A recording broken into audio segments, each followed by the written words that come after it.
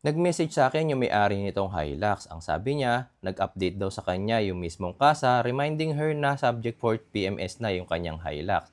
Ngayon, dahil nga nabili na natin yung kanyang unit, syempre, pinorward niya sa akin yung message. Siya nga pala, lahat ng mga unit na binabuy and sell ko, ako mismo ang nagpi-PMS. Kasi nga, nagbibigay din po ako ng warranty sa mga bibili sa akin. Syempre, ayoko rin namang ipagalaw yan sa iba kung ako man yung magbibigay ng warranty. Pero kapag kaganto yung mga cases mga boss na yung sasakyan na nabili ko under ka sa warranty pa, syempre mas magandang warranty yon. Kaya ngayong araw na to, dadalhin natin sa kasa itong Toyota Hilux na to. Pinakamalapit na branch ng Toyota sa akin is itong North Edsa branch nila, kaya dito na rin ako pumunta. Siya nga pala, syempre bago ako pumunta dyan is nagpa-schedule na rin ako. Heto mga boss, bago natin ipahawak sa Toyota yung ating sasakyan, pakita ko muna sa inyo yung kanyang current odo. 9,000 kilometers pa lang siya. At ayan, pinakita ko rin sa inyo na nandito tayo mismo sa Toyota North Edsa.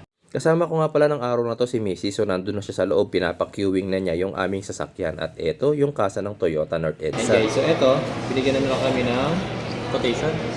So quotation namin, change oil lang since 9,000 kilometers pa lang yung tinatakbo ng Hilux. Change oil, syempre check ng mga tires, check ng mga belts, check ng brakes, yun lang. So 5,400 yung aming quotation. Tapos, ayan o guys, sa mga nagtatanong kung kasa maintain nga ba yung aming Hilux. Ayan. Kasa maintain dyan. So hindi na namin papakita yung details, pero kasa booklet and receipts sa mga nagpapanong bilhin yung aming Hilux. Papakita namin yung lahat ng kasa records and receipts nito. Tapos, mamaya na, dahil marami pa nagpapagawa, tingin-tingin muna tayo rito. Wala sarap ako na lang. Kaya na lang yun. Dapat guys, babantayan ko talaga yung pag-PPMS. Bibideo sana ako kaso si Mrs. yung kasama ko mainipin. Sabi kasi, mga 12:30 or 1 matatapos. Marami kasi nagpapagawa. Eh syempre, hindi naman kami nauna, hindi naman kami VIP na ipapamadali. So, dahil katabi lang to ng SM North Edsa, ayun, SM North Edsa, nagaya yung isa. May pinaplano to, kakain na naman to eh. Bagay, di pa kami di pala kami nag-almusal ngayon. Coffee and bread lang palang kinain namin ngayong araw. Kaya mukhang gutom na tong kasama ko. Mamaya mapakita naman namin sa inyo. Tsaka, nung nandun ako sa loob kanina, may nakita akong kababata ko. Mamaya pakilala ko sa inyo. Kababata ko yun. Sabay kaming lumaki. Actually, ako lang pala yung lumaki siya, hindi siya lumaki.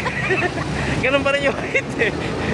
Mamaya makita ko sa inyo. Mamaya, matagal lang pala nagpapa-shoutout sa akin yung kababata ko na yun. At ito na nga ang dahilan kaya siya sumama. O diba? Nagpalibre nga yung isa dyan. Sarap po. PMS lang ako, sumama ka pa yun. Bagnet. Yan, kung inaakala nyo na yung pagkain lang ang dahilan kaya sumama si Mrs., mamaya meron pa palang mas matinding pinaplano yung isang to. Okay guys, so pabalik na kami doon dahil nag-text na kay Mrs. na tapos na daw yung PMS. So sa mga mister dyan at magpapa-PMS kayo, huwag nyo sama yung asawa nyo kasi tignan nyo nangyari. Nag-shopping pa. Tigas ng mukha. Imbis na magpapa-PMS lang ako, wala dapat akong gastos. Napagastos pa. Daw tayo, anong akyat?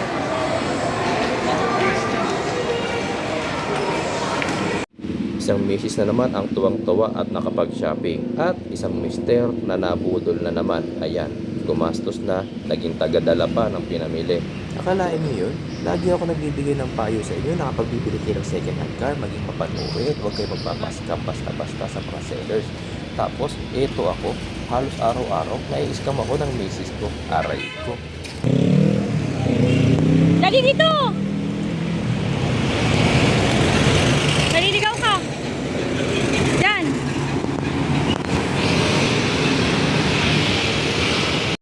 Ayun, at tapos na nga yung Hilux ko, nasa gilid na siya.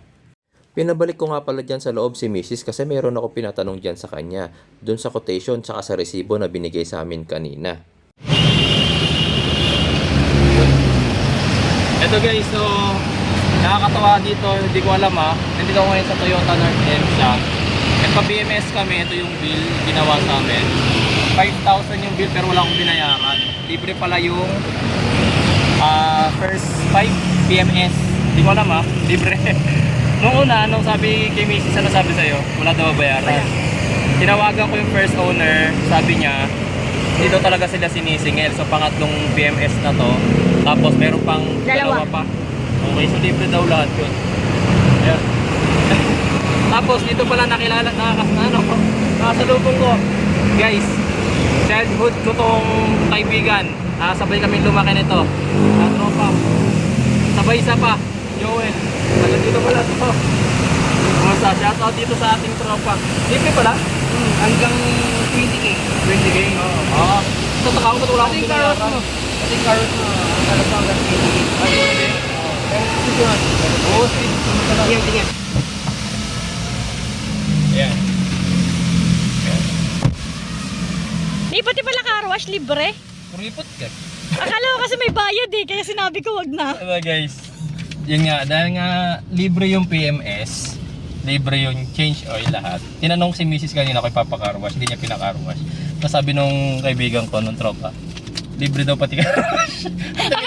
Akala ko kasi may bayad. So instruction pa naman namin, wag mo nang ayan, kasi nagkukuripot ka. Sayang yung libreng car wash, Papa Car Wash pa tuloy to yung Akala ko kasi may charge yung car wash, kaya sabi ko wag na. kuripot ka eh. Wala na. Hindi na yung mababawi. Ayan guys, so ito okay na, 9,131 kilometers. Ito guys, yan, makikita nyo naman. So bagong PMS, actually wala nang gagawin dito sa Hilux na to, kundi detailing, car wash. So yung car wash dapat nagawa na kanina. Tapos Kaya lang. may nakialam. So detailing, ipapadetailing patuloy namin ulit ito. Ayan. Masa? Thank you. Ayan, so ang mangyayari, last thing na lang na kailangan namin gawin dito is the detailing one and good for sale na. Actually, pwede na namin itong i-post for sale dahil nga yung detailing madali naman yun. Tsaka actually ginagawa talaga namin ng detailing pagka i-release na yung unit para hindi na siya madudumihan ulit. Yan, so PM na lang kayo guys sa mga interested dito sa ating Toyota Hilux 2024 Conquest V, 9,131 kilometers. Ayan, nakita nyo naman, kasa record, kasi maintained, and ano pa? Ano to guys? Money back guarantee kung tampered. Imposibleng tampered kasi record nga, kaysa maintain nga. Nabangga at baha. Imposibleng nabangga. All original pa. Mula dulo to dulo. Tapos nabaha, imposible rin dahil syempre mahigpit tayo sa ganong unit. Okay? Ano na lang, PM na lang po sa mga interested guys. Thank you.